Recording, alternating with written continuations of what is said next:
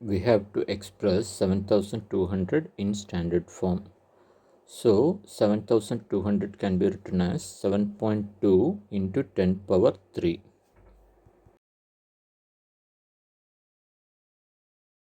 By the given condition, b into 10 power n equal to 7.2 into 10 power 3.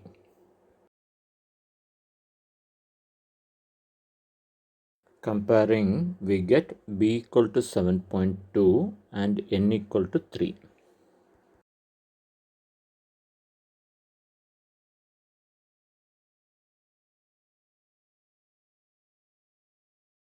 Substitute the values for b and n into b into 10 power minus n.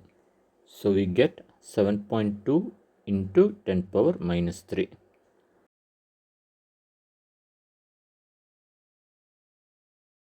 7.2 into 10 power minus 3 can also be written as 0.0072.